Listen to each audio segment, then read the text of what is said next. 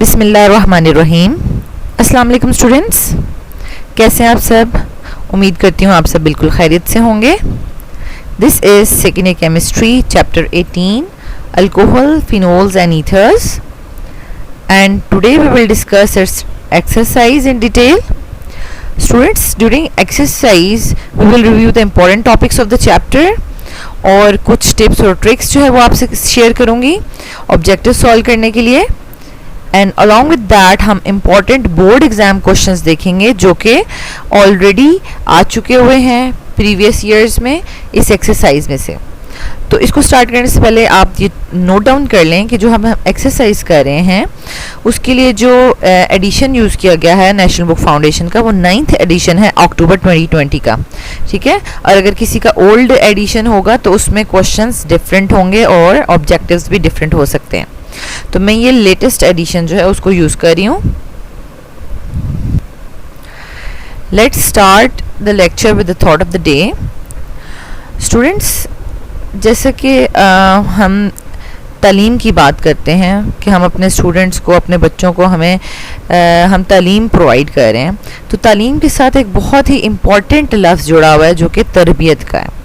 ठीक है, मीन्स कि हमने ऐसा नहीं करना कि हम बस अपने बच्चों को जो है वो बस नॉलेज प्रोवाइड करे जाएं। हम उनसे कहें कि आप जो है ये बुक्स रट लें, ठीक है, एग्ज़ाम्स होने हैं, आप ये भी याद कर लें, वो भी याद कर लें, और हम उनको रटू तोता बना दें या वो 100% या 99%, 98% मार्क्स ले रहे हैं, लेकिन उनमें वो तरबियत अगर उनकी नहीं हुई तो वो जो है हम पेरेंट्स, बीइंग अ पेरेंट्स हम या बीइंग अ टीचर जो है वो हम जो है वो फेल हो जाएंगे। मतलब हमने कुछ भी अचीव नहीं किया। ऑल्दो कि हमारे जो बच्चे होंगे, हमारे जो स्टूडेंट्स होंगे वो 98, 99% या 100% मार्क्स वो गेन कर रहे होंगे, क्योंकि हम जो है वो सिर्फ तालीम की बात नहीं करें, हम तालीम और तरबियत की बात करें।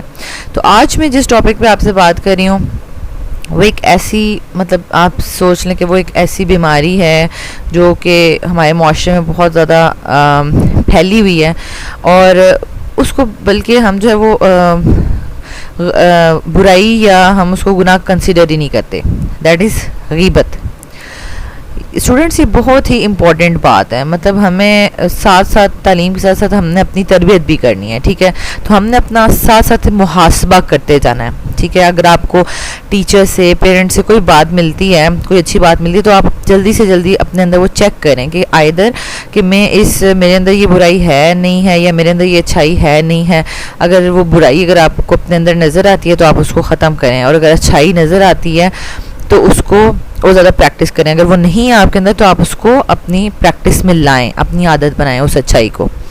तो यहाँ पर हम बात कर रहे हैं गीबत की। सबसे बड़ी बात है कि अगर हम किसी की गैर मौजूदगी में उसके बारे में बात करते हैं तो हम सबसे पहले तो इसको हम कंसिडर नहीं करते कि हम ये गलत कर रहे हैं। अगर कोई ऐसी बात कर रहे हैं जो उनको नागवार गुजर सकती है तो हम पहली तो बात है कि हम उसको ये सोचेंगे नहीं, हम कहेंगे ये बात तो उसमें है ना, वो झूठ बोलता है या वो चीट करता है या कुछ भी है। तो हम जो है ना अपने दिल को सेटिस्फाई करने के लिए किसी दूसरे के आगे जो है वो बोल रहे होते हैं, और फिर अगला भी 2-4 और लगा के हाँ हाँ वो तो है ही ऐसा, तो हम वो इस चीज़ को और ही आगे बढ़ाते जा रहे हैं। ठीक है, तो इसको हमें जो है वो बिल्कुल तर्क कर देना चाहिए अपनी लाइफ्स में से, क्योंकि ये बहुत ही बुरी और गंदी बीमारी है जो कि हमारे अंदर प्रिवेल कर चुकी है। कोशिश करें कि सबसे पहले एक्सेप्ट करें कि हाँ ये बुराई है हम में और हम गीबत कर रहे हैं, और इसका जो सज़ा है वो भी बहुत ज़्यादा है। मतलब आखिरत में इसका बहुत ज़्यादा, मतलब इसका गुनाह का सज़ा है कि मतलब अगर आपने किसी की बुराई की है, जब तक वो आपको माफ़ नहीं करता तब तक आपके सर पे उसका गुनाह रहेगा। ठीक है, अगर तो उसमें वो बुराई होगी, गलत बात होगी तो ही आप किसी के सामने डिस्कस करेंगे। अगर तो वो उसमें है ही नहीं, वो झूठ नहीं बोलता और आप कह रहे हैं वो फलाना शख्स जो झूठ बोलता है, वो तो आप बहुतान लगा रहे हैं उस पर। ठीक है, मतलब किसी भी तरीके से जायज़ ही नहीं है कि आप किसी के पीछे उसकी बात करें। ठीक है, सिवाय इसके कि आप किसी को जो है वो वार्न कर रहे हो कि फ़लाने शख्स से जो है वो आप ज़रा मोहतात हो करें बस। ठीक है, कि मतलब वो लेन देन में अच्छा नहीं है या कुछ भी, वो एक अलग चीज़ है। लेकिन मतलब सही तरह की गीबत करना, बैठ के डिस्कस करना, ये चीज़ें जो है वो हमें अपनी लाइफ से ख़त्म करनी है। और कुछ दिनों पहले मैं एक वीडियो सुन रही थी, तो उसमें उन्होंने मतलब वो जो भी स्पीकर थे वो बता रहे थे कि उन्होंने किसी कबीले वालों से जब बात की, 7-8 कबीले वालों से, और उनसे कुछ डिस्कशन की कि मतलब आप अपने कबीले का जो सरदार होता है या जो भी हाकिम होता है वो किस तरह से चूज़ करते हैं ना, मतलब ये एक बहुत बड़ा काम होता है, तो आप उसके अंदर क्या क्वालिटीज़ देखते हैं। तो कहते हैं अलग अलग से 7-8 कबीले वालों ने कहा कि ये तो बहुत आसान है, मतलब हम उसको ईजीली चूज़ कर लेते हैं, उसके अंदर ये क्वालिटी होनी चाहिए, ये क्वालिटी होनी चाहिए, और सब ने एक ही क्वालिटी बताई। और वो क्वालिटी क्या थी कि हम ऐसे शख्स को चूज़ करते हैं जो गीबत ना करता हो। तो ये देखें आप कि कितनी बड़ी क्वालिटी है कि एक लीडरशिप क्वालिटी वाला इंसान ही किसी दूसरे की अदम मौजूदगी में उसकी बुराई नहीं करेगा, ठीक है। वरना हर एक इंसान में अगर ये क्वालिटीज़ हैं तो वो लीडरशिप नहीं कर सकता, मतलब वो आगे जाके फ्यूचर में लीडरशिप क्वालिटीज़ उसके अंदर नहीं होंगी, वो लीडर अच्छा लीडर साबित नहीं हो सकता, ठीक है।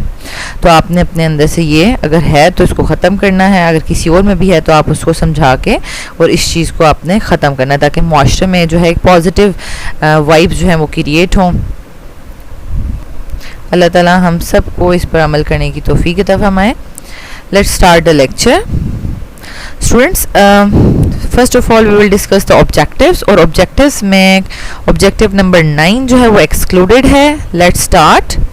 Question number 1, which compound shows hydrogen bonding. तो इसमें हमारे पास 4 जो है वो कंपाउंड्स दिए गए हैं। पहला जो है वो इथेन है, ethyl alcohol, ether, dimethyl ether और इथाइल अल्कोहल या एथेनॉल भी कह सकते हैं, ठीक है। तो इसमें देखें ये हमारे पास हाइड्रोजन बॉन्डिंग किस में होगी, जो highly electronegative oxygen, nitrogen and fluorine जिसमें होगा, ठीक है। और उसके साथ ये हाईली इलेक्ट्रोनेगेटिव एटम होना चाहिए और उसके साथ पार्शियल पॉजिटिव हाइड्रोजन भी होना चाहिए, ठीक है।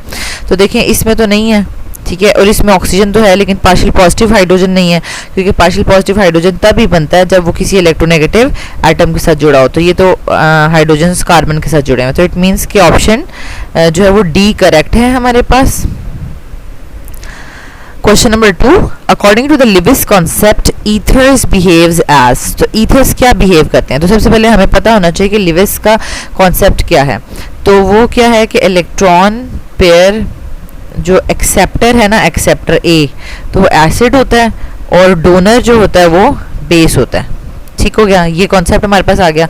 और ईथर्स के बाद हमें पता है कि उसके ऑक्सीजन के पास लॉन पेयर्स होते हैं और वो डोनेट कर सकता है, दैट्स वाई ये लिविस बेस एक्ट करते हैं, ठीक है।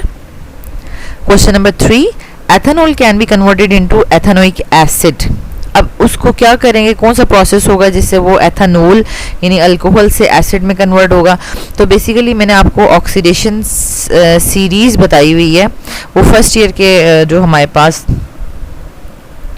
सेकेंड ईयर में हमारे पास जो 16 चैप्टर है उसमें मैंने ऑक्सीडेशन सीरीज़ बताई है। और वो क्या है कि अल्केन्स जो हैं वो आफ्टर ऑक्सीडेशन जो है वो अल्कोहल्स में कन्वर्ट होते हैं, और वो आफ्टर ऑक्सीडेशन जो है वो एल्डिहाइड और कीटोन्स में कन्वर्ट होंगे, और उनकी ऑक्सीडेशन से कार्बोक्सिलिक एसिड्स बनेंगे, ठीक हो गया। तो अब आपने अल्कोहल से कार्बोक्सिलिक एसिड या एथेनोइक एसिड बनाना, तो उसकी क्या करनी पड़ेगी, ऑक्सीडेशन करना पड़ेगी, ठीक है। तो option C is correct. Question number 4 है हमारे पास, Williamson synthesis of ethers is superior to alcohols because it makes. अब विलियमसन सिंथेसिस अगर आप रिकॉल करें तो आपको पता होगा कि वो अल्कोहल्स को यूटिलाइज करता था, ठीक है, अल्कोहल से बनाएगा ईथर, लेकिन उसके साथ साथ वो क्या करेगा, अल्काइल हैलाइड यूज़ करेगा in the presence of sodium metal, ठीक है। तो मींस के एक अल्काइल ग्रुप जो है वो अल्काइल हैलाइड से आ रहा था और एक अल्काइल की चेंज जो है अल्कोहल से आ रही थी। अगर आप डिफरेंट अल्कोहल्स आपके पास यूज़ करेंगे ना अल्काइल हैलाइड्स, तो आपके पास एसिमेट्रिक ईथर्स बनेंगे, और अगर सेम यूज़ करेंगे तो आपके पास सिमेट्रिक बन जाएंगे। इसका मतलब है कि Williamson synthesis can form both symmetrical and asymmetrical ethers. Question number 5 क्या है, which one of the following compounds does not contain carboxylic group. अब इनमें से किस में कार्बोक्सिलिक ग्रुप नहीं है।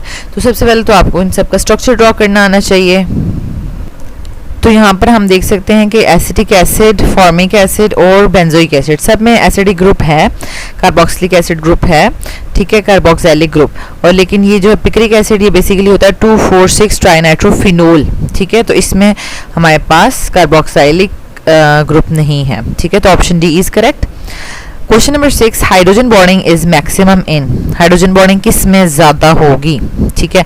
तो अब इस सब में देख लें, पहले स्ट्रक्चर ड्रॉ कर लें। तो स्टूडेंट्स हम यहाँ पर देख सकते हैं कि हाइड्रोजन बॉन्डिंग के लिए हमने हमेशा देखा है कि जो कंडीशंस हैं वो 2 रिक्वायर हैं कि हाईली इलेक्ट्रोनेगेटिव एटम होना चाहिए और along with partial positive hydrogen, ठीक है। पहले वाले में तो हाईली इलेक्ट्रोनेगेटिव ऑक्सीजन एटम है लेकिन पार्शियल पॉजिटिव हाइड्रोजन नहीं है, क्योंकि पार्शियल पॉजिटिव हाइड्रोजन को डायरेक्टली इलेक्ट्रोनेगेटिव एटम के साथ अटैच होना चाहिए, ठीक है। एथेनॉल में है, ठीक है, हाईली इलेक्ट्रोनेगेटिव एटम भी है और पार्शियल पॉजिटिव हाइड्रोजन भी प्रेजेंट है। नेक्स्ट हमारे पास है एथेनॉल, मतलब एल्डिहाइड, तो इसमें भी पार्शियल पॉजिटिव हाइड्रोजन जो है वो नहीं है, एब्सेंट है, ठीक हो गया। और लास्ट में ट्राई इथाइलामाइन में इलेक्ट्रोनेगेटिव एटम यानी नाइट्रोजन तो है लेकिन पार्शियल पॉजिटिव हाइड्रोजन नहीं है, ठीक है। तो इट मीन्स कि जो हमारे पास बी ऑप्शन है वो करेक्ट है कि जिसमें मैक्सिमम हाइड्रोजन बॉन्डिंग प्रेजेंट होगी। Next is question number 7. Which one of the following compounds have no attraction at all with water? तो water के साथ इनकी किसकी attraction नहीं होगी? तो देखिए यहाँ पर बिल्कुल ये बेंजीन है, ठीक है, बिल्कुल नॉन पोलर है, तो इसकी attraction नहीं होगी। बाकी जो है वो अल्कोहल्स तो बहुत अच्छे से हाइड्रोजन बॉन्डिंग शो करते हैं और अट्रैक्शन शो करते हैं, और ईथर भी सम वॉट जो है वो सॉलिबिलिटी शो कर देगा ड्यू टू ऑक्सीजन, ठीक है, लेकिन बेंजीन जो है वो नॉन पोलर है और वो बिल्कुल भी अट्रैक्शन शो नहीं करेगा, ठीक है, पोलर वाटर के साथ। क्वेश्चन नंबर 8 है हमारे पास, phenols are more acidic than alcohols, which statement is correct. अब ये हमने बहुत डिटेल में जब हमने कंपैरिजन ऑफ एसिडिटी किया था तो हमने देखा था कि फिनोल्स एसिडिक क्यों होते हैं। अपना प्रोटॉन डोनेट करने के बाद उनका जो फिन ऑक्साइड आयन है वो स्टेबलाइज्ड हो जाता है ड्यू टू रेजोनेंस, तो यही एक मेन रीज़न है हमारे पास। Then question number 9, carbolic acid is treated with and dilute nitric acid at 25 degree centigrade and the product is, basically students हमारे पास रिएक्शंस ऑफ फिनोल्स तो आपके इस चैप्टर 18 में एब्सेंट हैं, मतलब वो स्किप किए गए हैं, वो इंक्लूडेड नहीं है, जिसकी वजह से इस क्वेश्चन को एक्सक्लूड होना चाहिए, ठीक है, ऑब्जेक्टिव को। लेकिन अगर आप ortho meta and para director 16 chapter वाले टॉपिक की बात करते हैं तो वो इंक्लूडेड भी है, और कार्बोलिक एसिड होता है फिनोल, और फिनोल की फर्दर अगर आप ऑर्थोमेटा पैरा डायरेक्टर में जो है वो सब्स्टिट्यूशन कराएं और उसको डाइल्यूट नाइट्रिक एसिड के साथ ट्रीट करवाते हैं, ठीक है, तो वो आपके पास ये ऑर्थो पैरा डायरेक्टर है, ठीक है, तो ऑर्थो नाइट्रोफिनोल और पैरा नाइट्रोफिनोल बनाएगा, ठीक है। तो इट मीन्स के अकॉर्डिंग टू चैप्टर 16 ये इसका आंसर आपको आना चाहिए, both A and B is the correct answer, ठीक है, क्योंकि कार्बोलिक एसिड में जो OH ग्रुप लगा हुआ है ऑर्थो पैरा डायरेक्टर है। Question number 10, oxonium ion is formed, oxonium ion कैसे बनता है, ये हमने ईथर्स के रिएक्शन में पढ़ा था कि ईथर्स को जब हम हाइड्रोजन आयोडाइड के साथ ट्रीट करते हैं तो हमारे पास ऑक्सोनियम आयन जो है वो एज अ इंटरमीडिएट बनेगा, ठीक है। एंड लास्ट में हमारे पास है question number 11, 2,4,6 trinitrophenol is commercially called as, ये हम ऑलरेडी देख चुके हैं कि ये पिक्रिक एसिड का जो है वो नेम है, ठीक है, आयोपैक नेम है 2,4,6 ट्राइनाइट्रोफिनोल, और उसको मीन्स कि आयोपैक नेम तो 2,4,6 ट्राइनाइट्रोफिनोल और उसको कमर्शियली पिक्रिक एसिड कहते हैं, okay. Now move towards the short questions, question number 2 और उसके डिफरेंट पार्ट्स हैं, और उनमें से क्वेश्चन नंबर 4 जो है वो एक्सक्लूडेड है। Let's start. क्वेश्चन नंबर 2 का फर्स्ट पार्ट है what are alcohols, how they are classified. तो स्टूडेंट्स इस तरह के जो क्वेश्चंस होते हैं उनमें अगर स्टूडेंट्स अच्छे से अटेम्प्ट नहीं करते तो वो फुल मार्क्स गेन नहीं कर सकते, ठीक है। तो इस तरह के क्वेश्चंस जो है वो कभी वैसे आते तो नहीं है, लेकिन अगर आ जाएँ डेफिनेशन टाइप्स, नॉलेज टाइप के क्वेश्चन, तो उनकी अटेम्प्टेशन में जो है वो आप ईजीली होता है कि कुछ स्टूडेंट्स इसको अच्छा अटैम्प्ट करेंगे, कुछ नहीं। तो ये देखें प्रॉपरली डेफिनेशन लिखी हुई है, उसका जनरल फार्मूला लिखा हुआ है, फिर टाइप्स ऑफ अल्कोहल्स में हमारे पास साथ ब्रैकेट में आपने बताना है कि किस बेसिस पे आप टाइप्स बता रहे हैं, ठीक है। Hydroxyl group, number of hydroxyl groups पर, ये मोनोहाइड्रिक एंड पॉलीहाइड्रिक अल्कोहल्स हो सकते हैं, ठीक है, उनकी डेफिनेशन और एग्जांपल्स लिखी हुई हैं।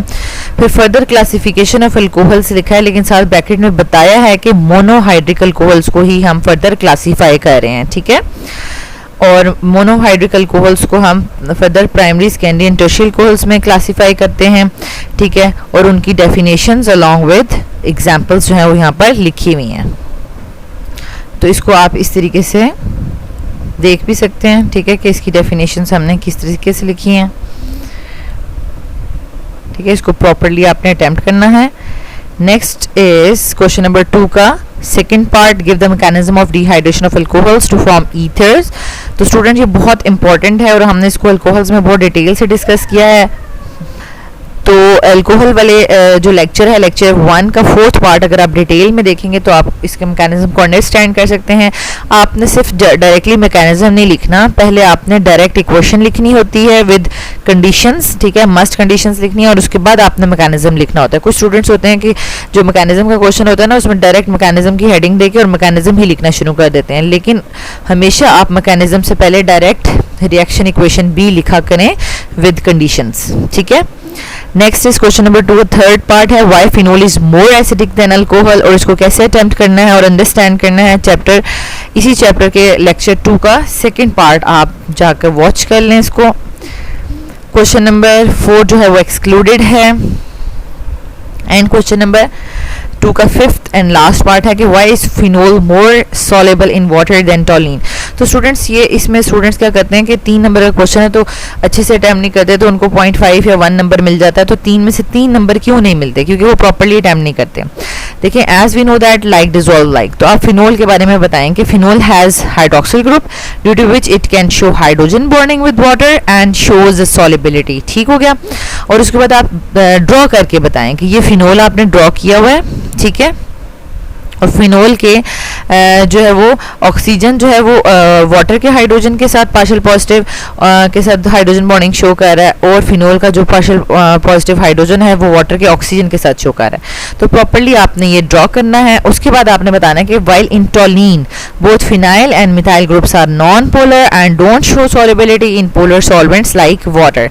तो आप टोलिन का यहाँ पे स्ट्रक्चर बना दें। तो दिस इज द वे कि जिस तरीके से आप 3 में से 3 मार्क्स गेन कर सकते हैं। Now move towards the long question number 3। और स्टूडेंट्स इसमें हमारे पास क्वेश्चन नंबर 3 के आगे further 3rd and 4th part excluded हैं। लेट्स स्टार्ट क्वेश्चन नंबर 3 का जो फर्स्ट पार्ट है, how will you distinguish between primary, secondary and tertiary alcohols. तो ये बहुत ही ज़्यादा इंपॉर्टेंट है, मस्ट एग्जाम्स में आता है। तो हम इसको लिखेंगे, they can be distinguished by Lucas test and the oily layer of alkyl halides will be formed at different rates. ठीक है, तो उसके बाद हम इस तरह से लिख लेंगे कि ये primary alcohol, secondary and tertiary है। प्राइमरी जो है वो ऑन हीटिंग ऑयली लेयर बनाएगा, ये 5 to 10 मिनट्स में, और ये इमीडिएटली। ठीक है, तो आपने प्रॉपरली विद कंडीशन ये रिएक्शंस लिखने हैं। क्वेश्चन नंबर 3 का सेकेंड पार्ट है हमारे पास, give IUPAC names of the following. तो इनके आपने आयोपैक नेम्स लिखने हैं। अब देखें, सेकेंडरी ब्यूटाइल अल्कोहल, पहले तो इन स्ट्रक्चर्स को ड्रॉ करेंगे और फिर हम देखें अल्कोहल है तो अल्कोहल का मतलब है कि OH, और मतलब अल्कोहल जिस कार्बन के साथ अटैच है वो सेकेंडरी होना चाहिए। ठीक है, तो इसको 2 कार्बन्स के साथ अटैच कर दो। ठीक है, तो अब सेकेंडरी के बाद ब्यूटाइल लिखा है तो इसका मतलब है कि हमारे पास 1 2 3 ये 3 है, तो हमारे पास एक और कार्बन भी होना चाहिए। तो ये हमारे पास बन गया है स्ट्रक्चर, सेकेंडरी ब्यूटाइल का स्ट्रक्चर बन गया। ठीक है, अब हम इसके हाइड्रोजन्स को जो है वो फुलफिल कर लेते हैं वैलेंसी को। ठीक है, यहाँ पर 1 आएगा और यहाँ पर 3 आएगा। अब हम इसका आयोपैक नेम लिखते हैं। तो आयोपैक नेम के लिए सबसे पहले हम क्या करेंगे, select the longest possible chain. ठीक है, तो चेन तो देखें लॉन्गेस्ट पॉसिबल चेन ये सिलेक्ट हो रही है टोटल। ठीक है, अब हमने नंबरिंग करनी है। नंबरिंग कहाँ से करेंगे, जहाँ से सब्स्टिट्यूएंट को लोएस्ट नंबर मिले, मतलब राइट साइड से 1 2 3 एंड 4। तो इसका नाम हो जाएगा 2 ब्यूटानोल। ठीक है, नेक्स्ट हमारे पास है लैक्टिक एसिड। तो स्टूडेंट्स यहाँ पर आपने आइसोमेरिज्म के टॉपिक में लैक्टिक एसिड की स्ट्रक्चर बहुत डिटेल में जो है वो आपने उसको ड्रॉ भी किया था कि एक कायरल कार्बन होता है, उसके साथ 4 डिफरेंट ग्रुप्स अटैच होते हैं। ठीक है, एक हाइड्रोजन है, एक हाइड्रोक्सिल है और एक जैसे कि एसिड लिखा है तो COOH ग्रुप भी है एंड लास्ट में हमारे पास मिथाइल ग्रुप है। ठीक है, तो अब आपने इसका नेम लिखना है। बेसिकली यहाँ पर हमारे पास 2 मेन फंक्शनल ग्रुप्स नज़र आ रहे हैं, एक हाइड्रोक्सिल है और एक जो है वो हमारे पास कार्बोक्सिलिक एसिड। तो कार्बोक्सिलिक एसिड हाईएस्ट प्रायोरिटी पर है, तो मेन पेरेंट नेम जो है वो हम किससे लेंगे, कार्बोक्सिलिक एसिड। तो हम जो है वो लॉन्गेस्ट चेन सेलेक्ट कर लेंगे, ठीक है, और उसके बाद नंबरिंग करेंगे 1 2 3। तो ये हमारे पास बन जाएगा 2 हाइड्रोक्सी प्रोपानोइक एसिड। तो ये हमारे पास 2 हाइड्रोक्सी प्रोपानोइक एसिड बन जाएगा। नेक्स्ट है हमारे पास टर्शरी ब्यूटाइल अल्कोहल। तो देखिए सबसे पहले अल्कोहल के लिए हम OH डाल लेंगे और अल्कोहल में इसका मतलब है कि OH ग्रुप जो है वो टर्शरी कार्बन के साथ अटैच है। ठीक है, टर्शरी कार्बन का मतलब होता है कि that is further attached with 3 carbons. ठीक हो गया, और टोटल हमारे पास ब्यूटाइल की चेन है तो 4 ही कार्बन होने चाहिए, तो ये 4 ही कार्बन है हमारे पास। तो ये हमारा स्ट्रक्चर कंप्लीट हो गया है और अब हम यहाँ पर इसको जो है वो हाइड्रोजन की वैलेंसी सेटिस्फाई कर लेते हैं और इसका जो है वो आयोपैक नेम लिखते हैं। फॉर दैट हम इसकी लॉन्गेस्ट पॉसिबल चेन सेलेक्ट करेंगे। ठीक है, हमारे पास लॉन्गेस्ट पॉसिबल चेन हो जाएगी एंड हम इसकी नंबरिंग करते हैं 1 2 3। तो इसका नेम बन जाएगा क्योंकि 2 हमारे पास सब्स्टिट्यूएंट्स हैं, एक मिथाइल M और एक हाइड्रोक्सिल ग्रुप है जो कि H से स्टार्ट हो रहा है। बल्कि हम इसको अगर जो है वो अल्कोहल फंक्शनल ग्रुप के लिहाज से लिख रहे हैं तो हम इसको लिखेंगे 2 मिथाइल 2 प्रोपानोल। ठीक है, तो ये OL जो है वो हमने बता दिया कि सेकेंड पोजीशन पर OH ग्रुप अटैच है। ठीक है, लास्ट में हमारे पास है टार्टारिक एसिड। ये भी आइसोमेरिज्म में हमने इसका स्ट्रक्चर जो है वो लिखा था। ये 4 कार्बन हमारे पास होता है, ठीक है, जिसमें से 2 कार्बन जो होते हैं वो हमारे पास कायरल कार्बन होते हैं जिनके साथ हाइड्रोजन और हाइड्रोक्सिल ग्रुप अटैच होता है और बाकी फर्स्ट और फोर्थ में जो है वो हमारे पास कार्बोक्सिलिक ग्रुप अटैच होता है। तो ये हमारे पास टार्टारिक एसिड हो जाएगा। तो ये बेसिकली डाई एसिड हो गया हमारे पास। ठीक है, और अब हम इसका अगर आयोपैक नेम लिखेंगे, ठीक है, उसके लिए हम इस तरीके से लॉन्गेस्ट पॉसिबल चेन सेलेक्ट करेंगे और इसको जब नंबरिंग करेंगे तो सेकेंड और थर्ड पर हमारे पास हाइड्रोक्सी ग्रुप अटैच है। तो ये नेम क्या हो जाएगा 2 3 di hydroxy butane dioic acid. तो ये इसका नेम हो जाएगा। ठीक है, तो इस तरीके से आपको नेम्स जो है वो कॉमन नेम से जो है वो स्ट्रक्चर बनाना और स्ट्रक्चर से आयोपैक नेम लिखना आना चाहिए। ठीक है, नेक्स्ट है हमारे पास स्टूडेंट्स क्वेश्चन नंबर 3 का 5th part, what is oxonium ion. तो ये हमने ईथर्स के रिएक्शन में पढ़ा था। अस्पीशी, अब इसकी पहले डेफिनेशन लिख लें। अस्पीशी विद ट्राइवेलेंट ऑक्सीजन, इसका मतलब है कि जिसने ऑक्सीजन ने 3 बॉन्ड्स बनाए हुए हों, ठीक है, and carrying a positive charge on oxygen atom is called oxonium ion. वैसे तो ऑक्सीजन जो है वो 2 बॉन्ड्स बनाता है ना, ठीक है, लेकिन उसके पास 2 लॉन पेयर्स भी होते हैं। अगर वो एक लॉन पेयर को यूटिलाइज करते हुए तीसरा बॉन्ड भी बना लेता है तो उसके ऊपर पॉजिटिव चार्ज आ जाता है। ठीक है, तो ये डेफिनेशन लिखने के बाद आपने बताना है कि it can be produced when ethers react with hydrogen bromide. ठीक है, तो यहाँ पर ये रिएक्शन स्टॉप हो जाता है और ये ऑक्सोनियम आयन बन जाता है हमारे पास। ठीक है, this is the proper way to attempt it. Next is question number 3 का 6th part, explain the following terms using ethyl alcohol as example. तो स्टूडेंट्स ये टर्म्स जो आ जाती हैं लेकिन स्टूडेंट्स को पता नहीं चलता कि हमने इनको अटेम्प्ट कैसे करना है, कैसे प्रॉपरली लिखना है। ठीक है, तो देख लें, सबसे पहले इथाइल अल्कोहल को कंसिडर करना है आपने। ठीक है, तो ऑक्सीडेशन करवानी है उसकी, तो सबसे पहले आप लिखें कि ethyl alcohol is a primary alcohol. ठीक है, अब बताएं कि on oxidation primary alcohol is first oxidise to aldehyde and which is further oxidise to carboxylic acid. तो ये जो भी हमने लिखा है इसकी क्वेश्चंस भी हमने लिखनी है। ठीक है, ये देखें इथाइल अल्कोहल है और नेसेंट ऑक्सीजन प्रोड्यूस हो रहा है इस ये जो ऑक्सीडाइजिंग एजेंट्स हैं इनसे। ठीक है, और ये एल्डिहाइड बना रहा है और एल्डिहाइड फर्दर जो है वो कार्बोक्सिलिक एसिड में कन्वर्ट हो रहा है। नेक्स्ट हमारे पास है डिहाइड्रेशन। तो इसमें आप बताएं कि डिहाइड्रेशन होता क्या है। Dehydration means removal of water. ठीक है, अब इथाइल अल्कोहल के लिहाज से आपने बताना है, तो उसमें क्या है कि अब आपने ये भी पढ़ा हुआ है कि इथाइल अल्कोहल जो है वो डिफरेंट प्रोडक्ट्स बनाता है ना, 140 डिग्री सेंटीग्रेड पे भी बनाता है और 180 पे भी डिफरेंट मतलब फंक्शनल ग्रुप बनाता है। तो वो आपने पहले यहाँ लिखना है कि dehydration of alcohols occur when they react with concentrated sulphuric acid and give different products at different temperatures. तो स्टूडेंट्स ये बड़ी इंपॉर्टेंट चीज़ है, इसलिए मैंने इसको कलर्ड में लिखा है कि different products at different temperatures बनती हैं, ठीक है। उसके बाद आप बताएं कि लो टेम्परेचर जो है वो सब्स्टिट्यूशन को फेवर करता है, वाइल हाई टेम्परेचर जो है वो एलिमिनेशन को फेवर करता है। तो इसकी रीज़न क्या है आपने बता तो दिया, लेकिन रीज़न भी लिखें साथ, because substitution requires less rearrangement of bonds. क्योंकि सब्स्टिट्यूशन में क्या होता है कि लिविंग ग्रुप लीव कर चुका होता है, जगह खाली होती है और आने वाला आकर बस अटैच हो जाता है, ठीक है। लेकिन एलिमिनेशन में क्या होता है कि एक बॉन्ड भी ब्रेक होना है, फिर दूसरे को भी एलिमिनेट करना है, तो बेस आकर अटैक करेगी और फिर पाई बॉन्ड मतलब वो बॉन्ड शिफ्ट होगा, पाई बॉन्ड बनेगा, तो वो बहुत ज़्यादा रीअरेंजमेंट रिक्वायर होती है। तो आप यहाँ पे इसको लिखें because substitution requires less rearrangement of bonds as compare to elimination, ठीक है।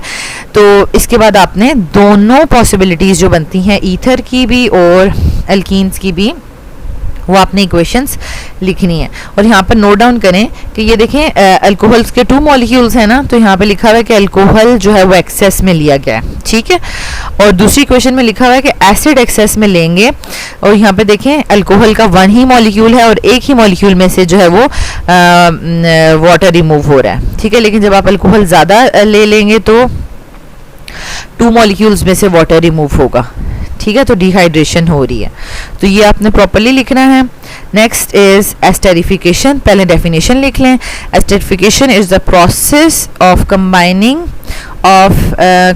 N organic acid with an alcohol to form an ester and water, ठीक है। तो अब यहाँ पर एक चीज़ नोट डाउन करें कि हमारे पास जो एथेनॉल है उससे हाइड्रोजन आ रहा है और एसिड से हाइड्रोक्सिल ग्रुप आ रहा है, ठीक है, और वाटर बन रहा है और ये हमारे पास एस्टर बना रहा है, ठीक हो गया। एंड द लास्ट वन हमारे पास है ईथर फॉर्मेशन। ईथर फॉर्मेशन में अगेन वही वाला जो हम रिपीट हो रहा है, डिहाइड्रेशन जो हमने किया था, तो उसी को आप लिखेंगे कि dehydration of alcohols occur when they react with the concentrated sulphuric acid and give different products at different temperatures. और उसके बाद आप बताएं, सिर्फ ईथर वाला ही बताइएगा, एलिमिनेशन वाला नहीं बताना, ठीक है। Dehydration of alcohol at low temperature favours substitution and results in the formation of ether, ठीक है। और उसके बाद ईथर वाली इक्वेशन लिखेंगे। अब नेक्स्ट हमारे पास है students give reason for the following, ठीक है। ये क्वेश्चन नंबर 3 का 7th पार्ट है। इस पे आपके पास 3 फर्दर क्वेश्चंस हैं, ठीक है। Ethyl alcohol is a liquid while ethyl chloride is a gas, तो ये इसको आपने एक्सप्लेन करना है। तो इथाइल अल्कोहल क्या है, वो लिक्विड है because it has a strong intermolecular forces that is hydrogen bonding between their molecules, और फिर ब्रैकेट में आप लिखें कि उसमें हाइड्रोजन बॉन्डिंग किस वजह से है, due to the presence of highly electronegative oxygen atom and partial positive hydrogen, ठीक है। और उसके बाद उसको शो भी करें। तो ज़्यादातर मिस्टेक स्टूडेंट्स इस वजह से करते हैं कि वो थ्योरी तो लिख देते हैं लेकिन ना ही वो हाइड्रोजन बॉन्डिंग वगैरह या इक्वेशंस शो करते हैं, ठीक है। वो कहते हैं कि बस हमने रीज़न बता दी है कि इथाइल अल्कोहल में हाइड्रोजन बॉन्डिंग हो रही है और इथाइल क्लोराइड में जो है डाइपोल डाइपोल फोर्सेस हो रही हैं, तो वो ये स्ट्रक्चर ड्रॉ नहीं करते। तो जो स्ट्रक्चर ड्रॉ नहीं करेगा ना, तो उसके फुल मार्क्स नहीं हो सकते, उसको कम से कम ही नंबर मिलेंगे, ठीक है। नेक्स्ट हमारे पास है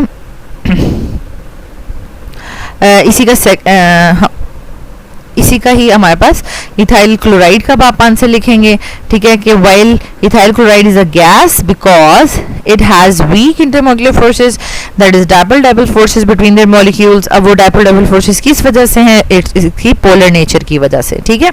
अब ये देखें क्लोरीन जो वो इलेक्ट्रोनेगेटिव पार्शियल नेगेटिव है ना इसके ऊपर, क्योंकि ये हाईली इलेक्ट्रोनेगेटिव है, और कार्बन के ऊपर पार्शियल पॉजिटिव। तो ये जो हमारे पास हमें नजर आ रही हैं डॉटेड लाइंस, तो ये हमारे पास डाइपोल फोर्सेस है, ठीक है। नेक्स्ट इज सेकंड पार्ट है इसका, क्वेश्चन नंबर 7 का आगे further. Ethanol gives different products with concentrated sulphuric acid under different conditions, और इसको एक्सप्लेन कर दें। तो हम ऑलरेडी इस क्वेश्चन को एक्सप्लेन कर चुके हैं इसी तरीके से आपने इसको लिखना है और इसकी क्वेश्चंस भी लिखनी है, ठीक है। नेक्स्ट है हमारे पास third one, compare the boiling points of water, ethanol and diethyl ether, इनको कंपेयर करें। तो इसके लिए मैंने एक टेबल बना दिया है ताकि जो है वो हमें कंपैरिजन करने में आसानी हो जाए water, ethanol and diethyl ether का। सबसे पहले में हमने बॉइलिंग पॉइंट लिखा है, तो उससे हमें पता चल रहा है कि वाटर का सबसे ज़्यादा है, एथेनॉल का कम है और डाइथाइल ईथर का सबसे कम है, ठीक है, बॉइलिंग पॉइंट। फिर नेचर ऑफ मॉलिक्यूल क्या है इनकी, वाटर पोलर है, एथेनॉल भी पोलर है और डाइथाइल ईथर नॉन पोलर है, ठीक है। अब पोलर में वाटर के साथ कुछ एक्स्ट्रा भी था, क्या था, contain highly electronegative oxygen atom and partial positive hydrogen. यहाँ पर सॉरी इसको करेक्ट कर लें, एथेनॉल में भी पोलर है और उसके साथ उसमें भी हाईली इलेक्ट्रोनेगेटिव ऑक्सीजन एटम और हाइड्रोजन है, ठीक है, that is partial positive hydrogen. And diethyl ether जो है वो सिंपली स्ट्रेट लीनियर नहीं होता ना, जिसकी वजह से हमारे पास, क्योंकि लॉन पेयर्स होते हैं, लॉन पेयर्स की वजह से ये जो इथाइल चेन्स हैं ये बेंड हो जाती हैं, ठीक है, यानी इस तरह से हमारे पास 2 कार्बन है ना, तो ये थोड़ा सा इस तरह से बेंड हो जाएंगी लाइक दिस, ठीक है। तो ये हमारे पास जो है वो पोलर मॉलिक्यूल बन जाता है, ठीक है, तो जिसकी वजह से इसमें डायपोल डायपोल फोर्सेस होंगी, तो डाइथाइल ईथर में डायपोल डायपोल फोर्सेस वीक होती हैं, जिसकी वजह से ये इसका बॉइलिंग पॉइंट बहुत ज़्यादा कम है। लेकिन अब एथेनॉल और वाटर दोनों में ही हाइड्रोजन बॉन्डिंग हो रही है, तो वाटर का क्यों ज़्यादा है, क्योंकि इसमें वाटर में 2 हाइड्रोजन बॉन्ड्स पर मॉलिक्यूल बन रहे हैं, ठीक है, और एथेनॉल में 1 हाइड्रोजन बॉन्ड पर मॉलिक्यूल बन रहा है, क्योंकि देखें एथेनॉल में पार्शियल पॉजिटिव हाइड्रोजन एक ही है, ठीक है, एक ही है, लेकिन वाटर में हमारे पास पार्शियल पॉजिटिव हाइड्रोजन जो है वो 2 हैं, ठीक है, जो फर्दर जो है वो हमारे पास इस तरीके से बॉन्डिंग शो करते हैं, ठीक है। तो एक्सटेंसिव या आप कह सकते हैं मैक्सिमम हाइड्रोजन बॉन्डिंग की वजह से जो है वो वाटर का बॉइलिंग पॉइंट ज़्यादा है और लेस हाइड्रोजन बॉन्डिंग की वजह से एथेनॉल का जो है वो बॉइलिंग पॉइंट कम है, okay. Now the last and the most important part of this lecture, that is board exam questions, यानी इस चैप्टर 18 की एक्सरसाइज में से कौन से क्वेश्चंस बार बार रिपीट हुए हैं बोर्ड एग्जाम्स में, 2019 फाइनल एग्जाम्स में। देखें ऑब्जेक्टिव नंबर 6 जो है वो पूछा गया। देन हमारे पास जो हमने डेफिनेशंस पढ़ी थी, terms using ethyl alcohol as an example, dehydration and ether formation, question number 3 का 6 पार्ट ये पूछा गया है। 2019 फाइनल एग्जाम इवनिंग पेपर में क्वेश्चन नंबर 2 का 2nd एंड क्वेश्चन नंबर 2 का 3rd पार्ट पूछा गया है। क्वेश्चन नंबर 17 फाइनल एग्जाम्स में क्वेश्चन नंबर 2 का 2nd पार्ट अगेन देखें ये रिपीट हो रहा है। Condensation of ethyl alcohol to form diethyl ether, ये मैकेनिज्म बहुत इंपॉर्टेंट है, बहुत बार ये रिपीट हुआ है, ठीक है। 2017 फाइनल एग्जाम इवनिंग में क्वेश्चन नंबर 2 का 2nd पार्ट अगेन रिपीट हुआ है और क्वेश्चन नंबर 3rd का 1st पार्ट ल्यूकास टेस्ट जो है वो यहाँ पर पूछा गया है। Question number 17 final exam evening paper में क्वेश्चन नंबर 2 का 3rd एंड 2nd पार्ट जो है वो पूछा गया है। 2017 सप्ली एग्जाम इवनिंग पेपर में क्वेश्चन नंबर 2 का 3rd क्वेश्चन जो है वो पूछा गया। तो स्टूडेंट्स यहाँ पे हमने इस एक्सरसाइज को डिटेल में डिस्कस कर लिया है और इसके बोर्ड एग्जाम क्वेश्चंस भी देख लिए हैं। If you still have any question तो आप जो है वो कमेंट बॉक्स में पूछ सकते हैं। इंशाल्लाह I will try to solve your problems. Thank you so much students for watching this video. अगर आपको ये वीडियो अच्छी लगी है तो आप इसको लाइक कर दें, चैनल के बटन को सब्सक्राइब कर दें और बेल के आइकन को ज़रूर प्रेस कर दें ताकि न्यू आने वाले लेक्चर्स का नोटिफिकेशन आपको मिलता रहे। And don't forget to share these videos to your friends and students. Thank you.